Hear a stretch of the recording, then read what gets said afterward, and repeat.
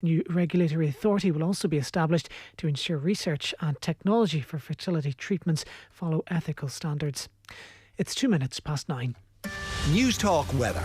Thanks to Ryanair. Watch Ireland bash Boris's boys in Twickenham with a Ryanair flight to London.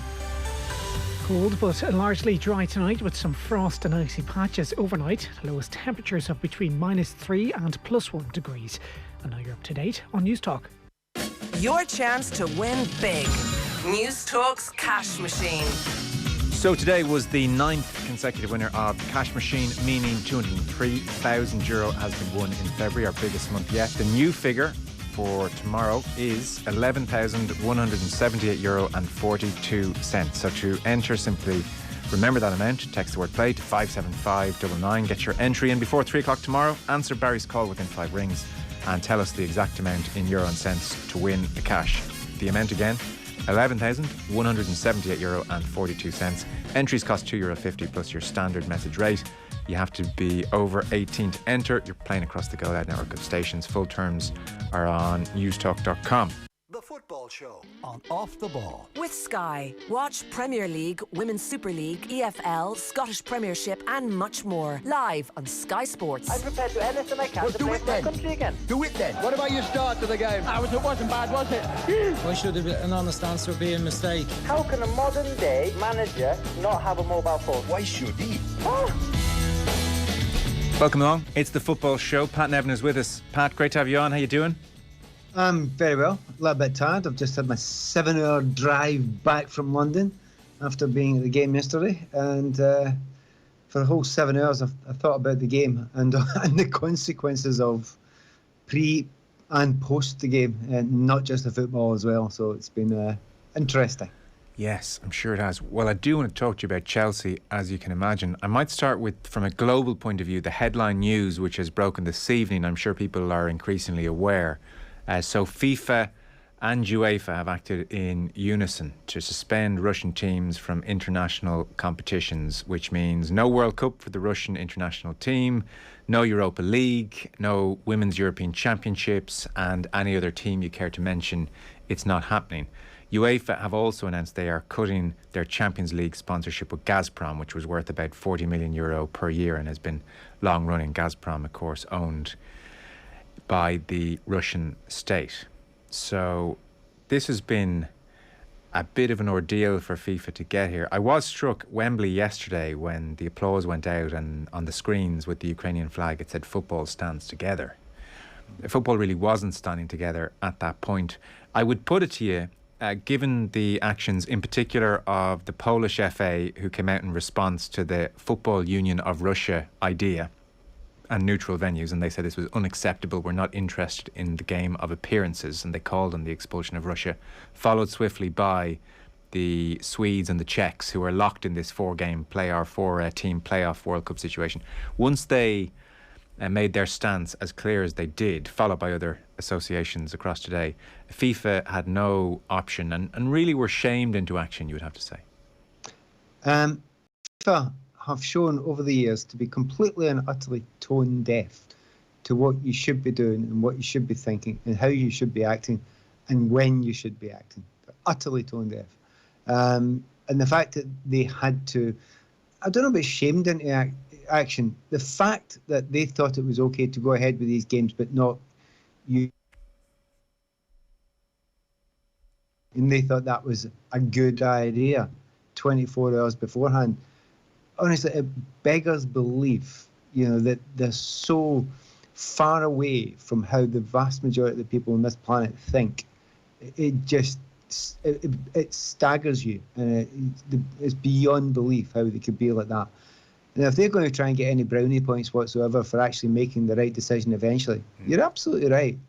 The fact that those teams refuse to play, do you think say they got a buy into the World Cup, do you think anyone would have accepted playing against Russia? So that's not a decision by FIFA. That's not a decision by them. That's you have no alternative. You're doing this. They embarrassed themselves. Okay, so they only embarrassed themselves for 24 hours on this occasion, or maybe 48. But I mean, honestly, how can you be that deaf to it all? I mean, it was ridiculous. I mean, I'd love to have been in the meeting where they come up with that original idea. No, you can play in a neutral ground, and get lost. And again, it was against Poland, wasn't it? Yeah. Did they know the history of Poland and Russia? Have they any concept of it at all? Honestly, they've done some daft things and some stupid things and some grotesquely thoughtless things in their time.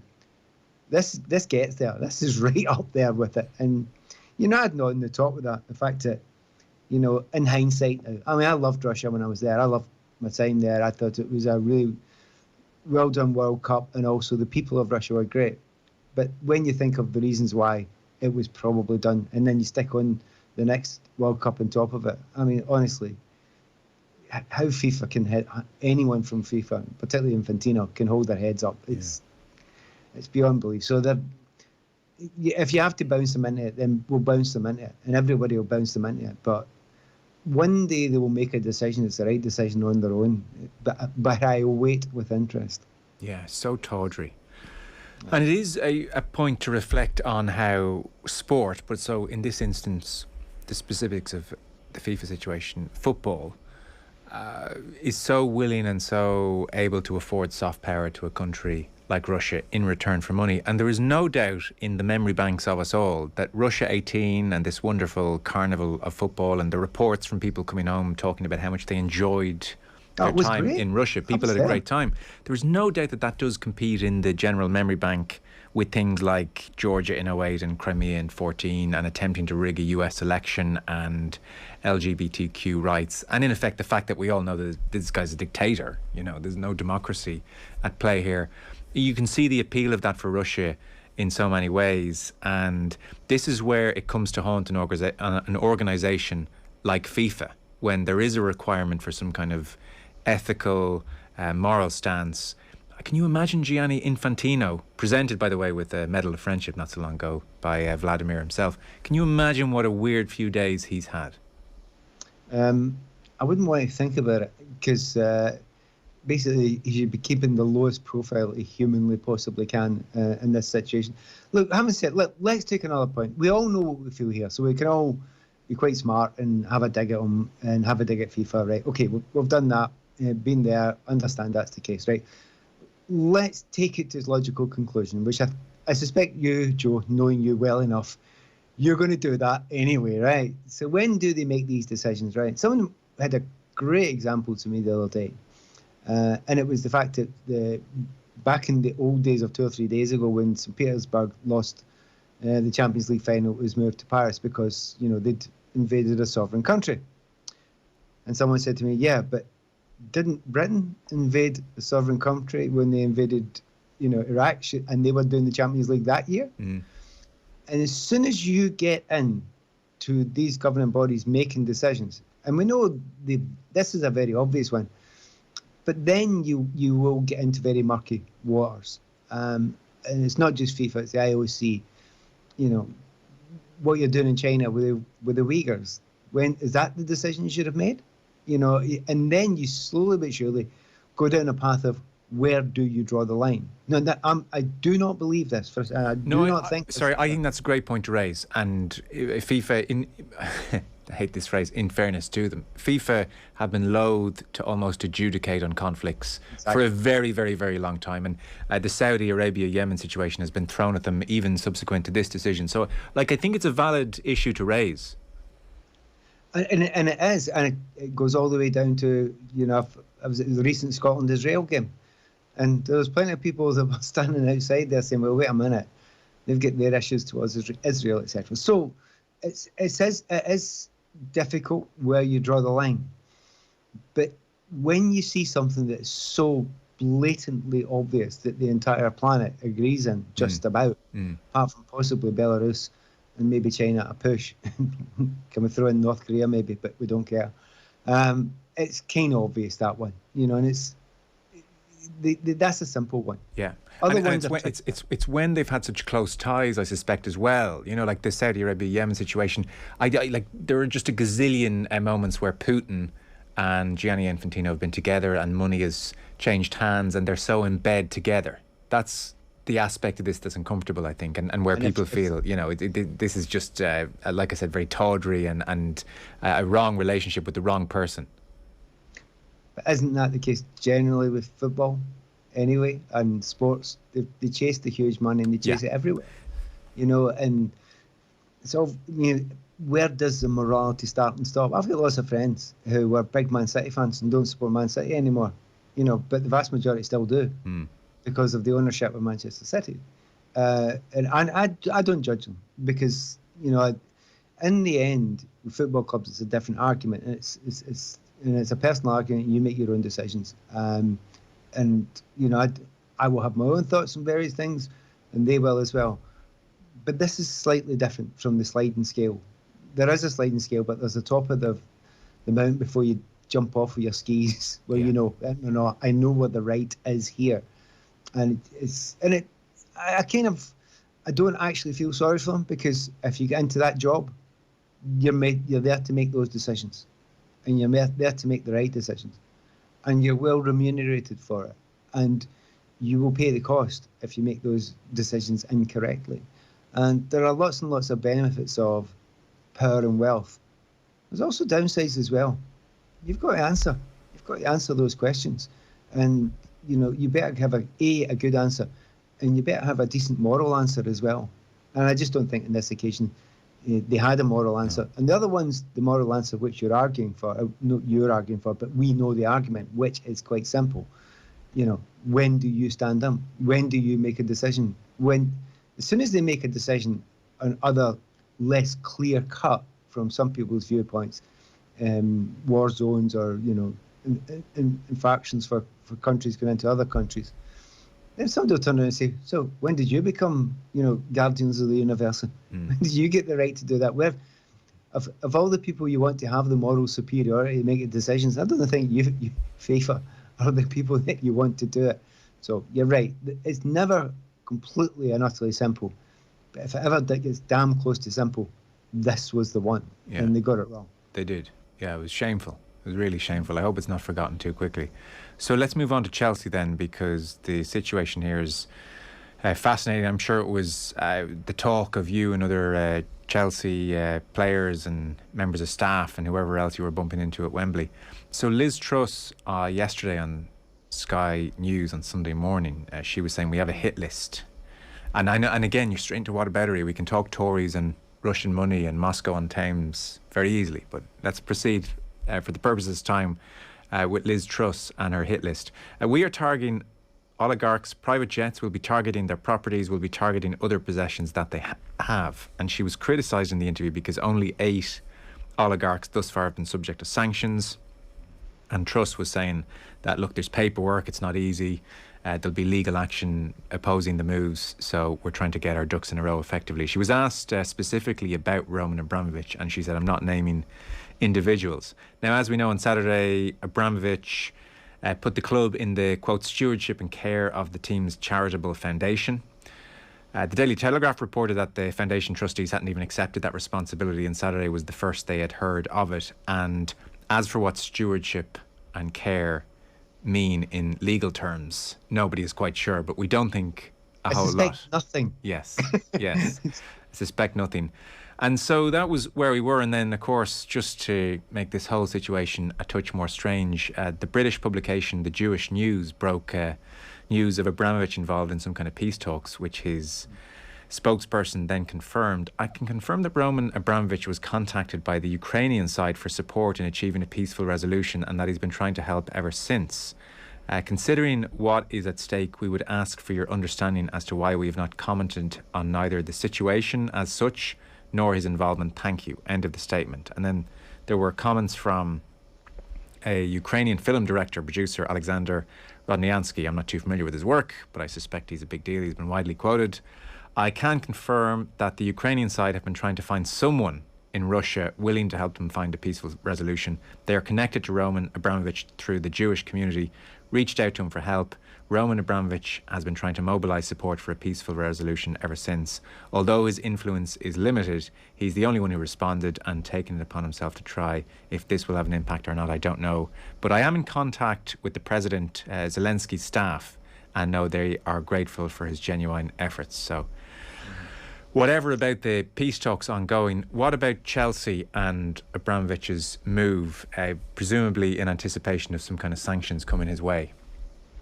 Yeah, well, certainly the possibility of sanctions. And I was thinking originally of sporting, organisations sanctioning, as well as governmental sanctions as well. I think the governmental ones will be more consideration to him personally.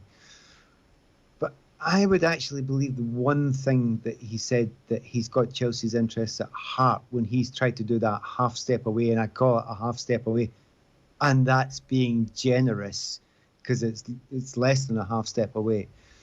But I do actually think he cares about the club. See the stuff like the $1.5 billion he's put into it, it's kind of loose change for him. I don't think that's a kind of big deal for him. I think he's trying to find a way around it. The difficulty is you kind of need to stand up and say something at some point. Now, we've all been waiting for it. Chelsea's statement, the second statement, the first statement was, I don't think anyone was particularly fooled. It was other than a kind of holding statement, not much more than that. It wasn't even particularly well thought through because they hadn't really checked it out with the trustees of the charitable foundation. So that was a bit odd. Then the next day, something definitely had to be said. And I was on the BBC and I was saying, look, we've got to make a comment about, what's going on in Ukraine. And they did make a comment about what was going on in Ukraine, a very short statement about their caring about, but there was no mention of who was doing it to Ukraine. So the half-hearted efforts aren't really going to work. Now, I was thinking, I don't know where you're going here, because if Roman stepped away, that's allowed a club to say what you like. So someone can make a statement and it doesn't reflect on Roman because he's away from it. And it almost half kind of cleared it that he was able to do that. But then that statement comes out, and then the final one that you're talking about, the fact that he is having some involvement. And then you kind of slightly pause, because if he is having involvement and we have a right dig at him beforehand and he actually has some effect on it and a positive effect on it, then we're jumping the gun too quickly there. So I'm slightly loath to do that for that reason, not for the reason I have any involvement in Chelsea, because in the end, if they want to do what they're going to do, the British government, to Roman Abramovich, and they do it, there's 2 or 3 ways around it. I don't see how he can fund it as a third party. I think I don't even know if that's legal. The other way is you sell it. If he sells it, and there will be plenty of buyers for the club, and there will be wealthy buyers for the club, and they'll be safe in that way.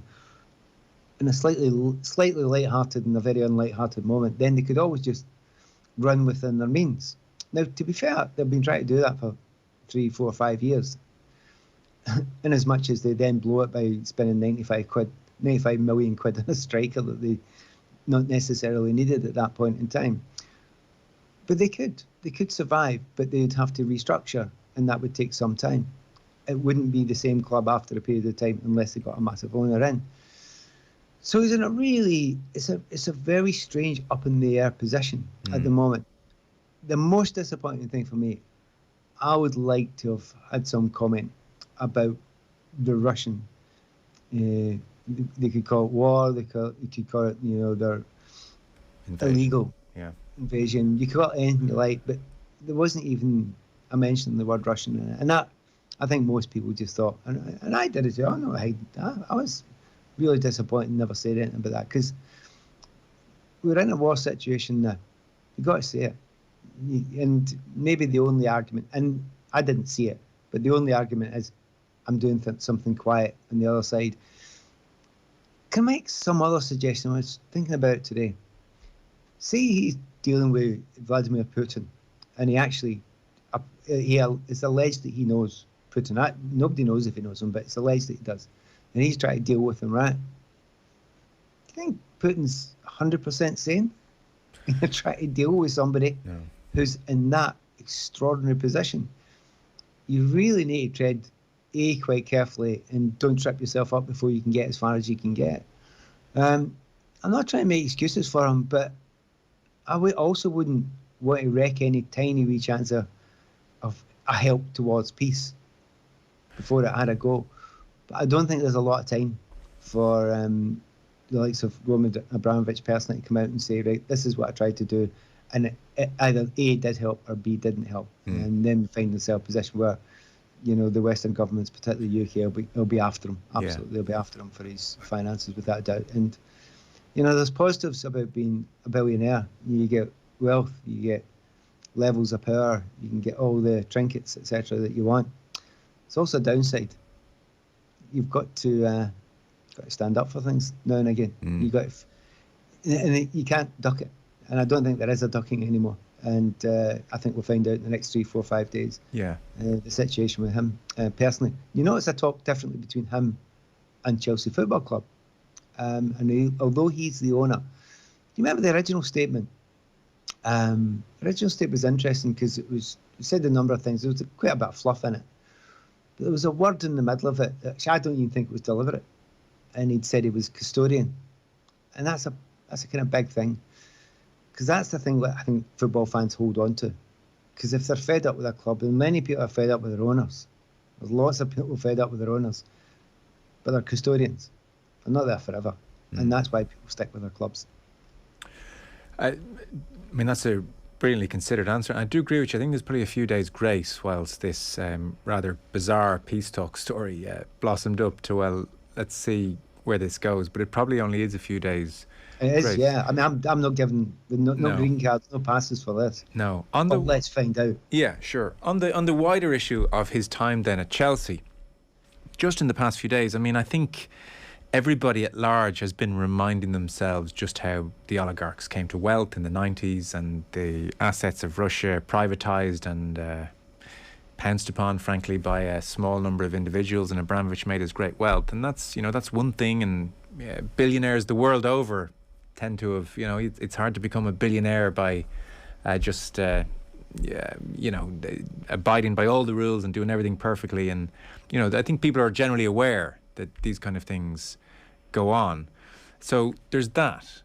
But then there is also now his alleged closeness with Putin, which has become incredibly toxic, and very difficult for him to escape in the eyes of the British public, I would say, as much as anything, and the Chelsea fans. Now, just to echo what you've said, Abramovich has disputed reports suggesting his alleged closeness to Vladimir Putin and Russia. But, for instance, under parliamentary privilege, I'm sure people saw this, Chris Bryant of the Labour Party, he said on Thursday he'd obtained a secret 2019 government report on illicit finance, and he cited Abramovich for, quote, his links to the Russian state and his public association with corrupt activity and practices. Surely Mr. Abramovich should no longer be able to own a football club in this country, is what Chris Bryant had to say there. And then, for instance, Guardian 2018, just to give a sense for people who just, Abramovich arrived and they didn't think much of it and they watched Chelsea and that was that.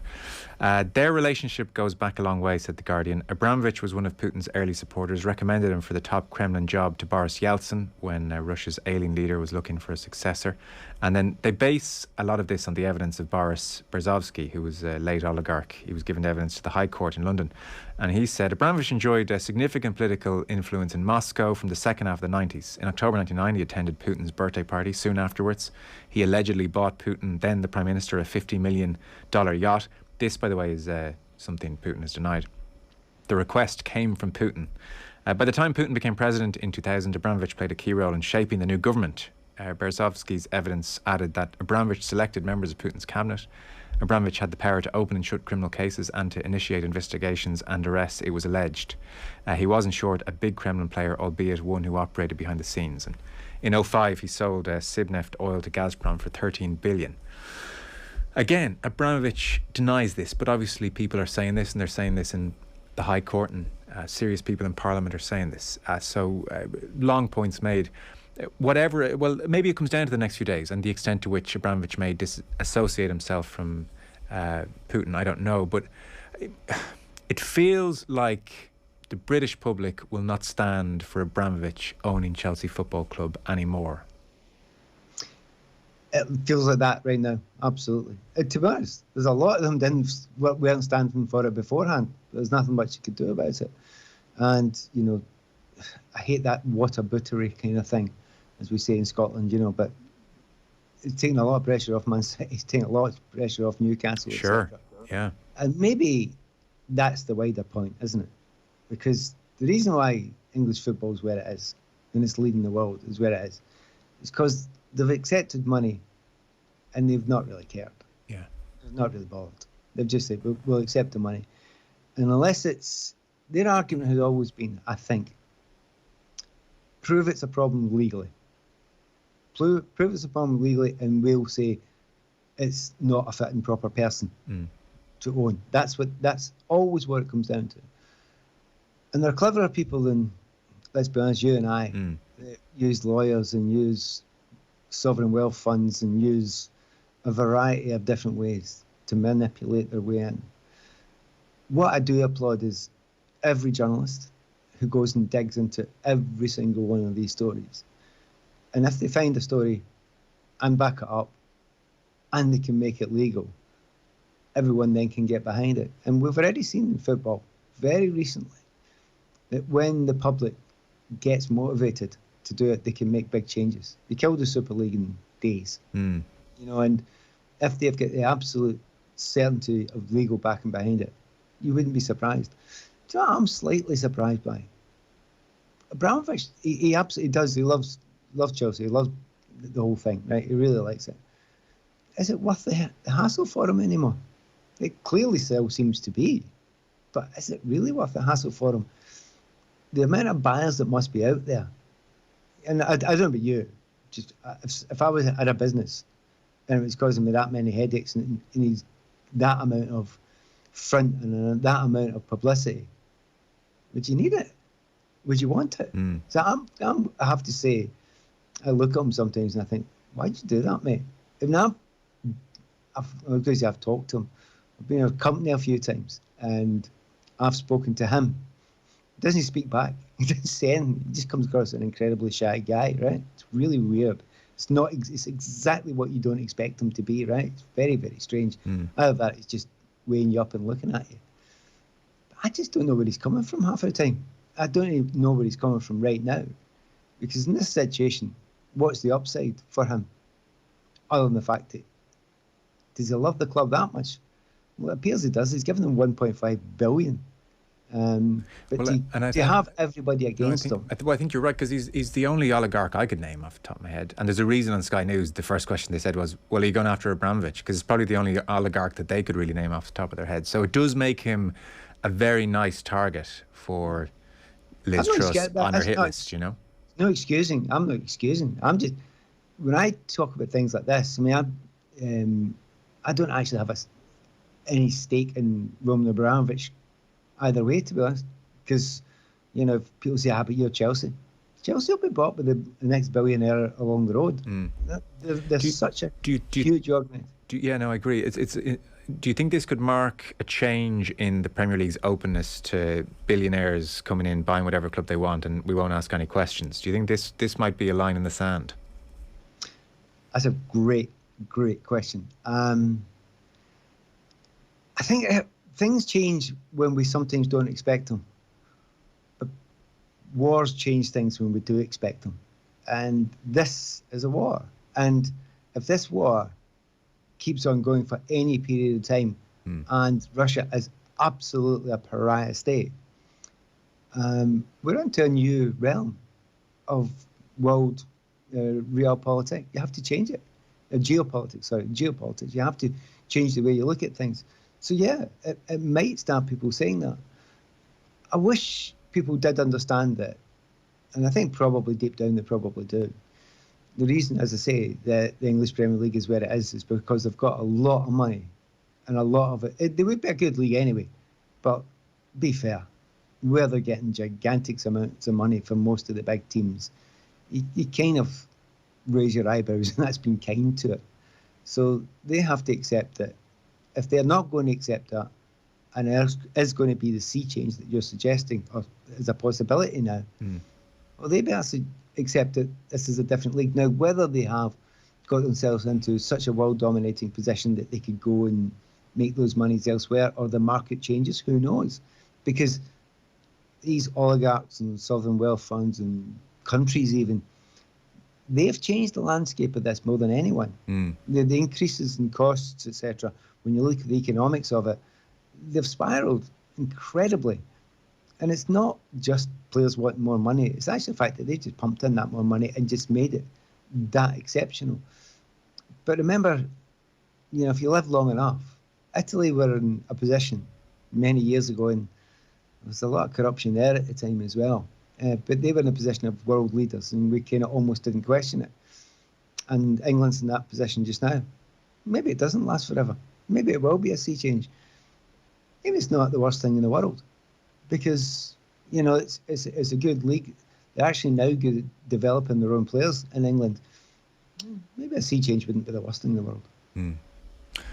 Well, on that point, a week is a long time. So let's talk next week and see what's going on. Pat Nevin. By the way, the game was all right. I know. I'm so sorry not to ask you about the game. The clock has killed me here, and we've a few other bits and bobs to do. I wouldn't even want to talk about the game, even though it was one of my favourite games I've been to in many, many years. And can I say, by the way, Liverpool fans out there, particularly those at the game, and the Chelsea fans at the game, well done. And every fan and everyone that's backed Ukraine, absolutely well done. And sometimes you have to be brave in times like this. I'm really happy a lot of people have been brave and just saying it damn clear, straight down the face of these people. The Russians, and certainly that cabal with Putin, you're absolutely in the wrong. We're all on Ukraine's side and we don't duck it. Okay, Pat. Thanks a million. Appreciate it. Pleasure. Cheers. Pat Nevin with us here on a Monday evening, and I'll update you on the League of Ireland latest. So we're at the 90-minute mark in most of the games this evening. Bohemians are 1-0 up at home to St. Pat's into the 90th minute. Also into the 90-minute between Derry and Sligo, where it's 0-0. Dundalk at home to Finn Harps this evening are 3-0 up. Again, that one about to go full-time. Also about to go full-time between UCD and Shelbourne, where it's 0-0. And there was a later kick-off between Shamrock Rovers and Drogheda, so it's 2-1 to Shamrock Rovers in that game is how we stand. Our football show coverage, as ever, brought to you by Sky. Don't miss Crystal Palace against Stoke in the FA Cup this Tuesday live on Premier Sports. We are, by the way, going to talk a bit about the football. So Caoimhín Keller, I don't know if you know, had a pretty interesting Sunday afternoon. Jason McAteer with us next. Football on